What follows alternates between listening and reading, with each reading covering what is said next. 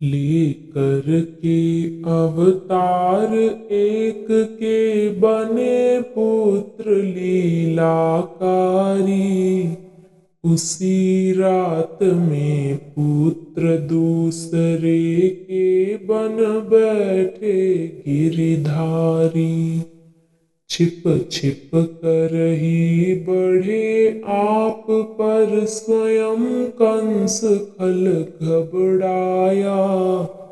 नाशक अग्नि सदृश उसके उर आप समाये यदुराया। अधिक विमोहक हे हम सब ही अर्थवती हो आई हैं। क्योंकि आप परिकर देते हो यह सुन कर ही धाई हैं। श्री अनुरूप विशाल संपदा और शौर्य से हो भरपूर। वही प्रीति से गा गा करके क्लेश किया हमने अब दूर। सुलभ हमारे लिए हुए हो हे सचराचर के स्वामी। धारा है संतोष हृदय में घट घट के अंतर्यामी। दे दे कर परिकर करुणानिधि कितने ही निस्तारे हैं।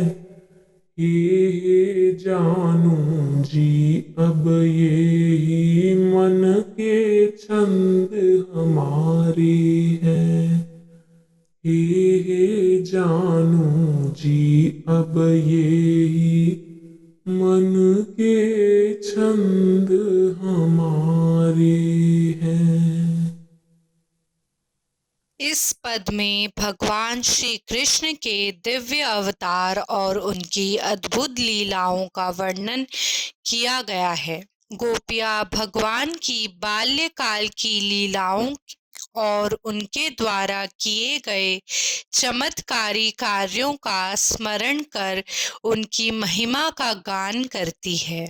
गोपियाँ कहती हैं कि भगवान ने एक जन्म में पुत्र रूप में अवतार लिया और दूसरी ओर स्वयं गिरधारी गोवर्धन उठाने वाले बन गए। उनकी लीलाएं इतनी अद्भुत थी कि कंस जैसा शक्तिशाली राजा भी उनसे भयभीत होकर उनकी शक्ति को पहचान गया। कंस के लिए भगवान कृष्ण एक अग्नि के समान थे जो उसके विनाश का कारण बने। गोपियां यह भी कहती हैं कि वे भगवान के पास विशेष उद्देश्य लेकर आई हैं, क्योंकि भगवान सदा अपने भक्तों को परिकर प्रदान करते हैं।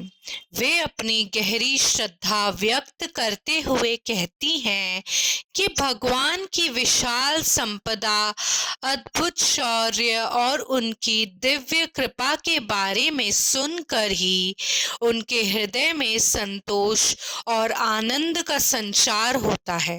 भगवान की कृपा से अनगिनत प्राणी उनके आशीर्वाद से मुक्त हो चुके हैं। गोपियां कहती हैं कि भगवान सचमुच चराचर के स्वामी हैं और सभी के हृदय में निवास करने वाले अंतर्यामी हैं। अंत में गोपियां अपनी भक्ति और प्रेम को व्यक्त करते हुए कहती हैं कि उनका जीवन भगवान की कृपा और उनके परिकर पर आधारित है। यह पद भगवान की महिमा, उनकी लीलाओं और उनके प्रति गोपियों की अटूट भक्ति का सुंदर चित्रण है।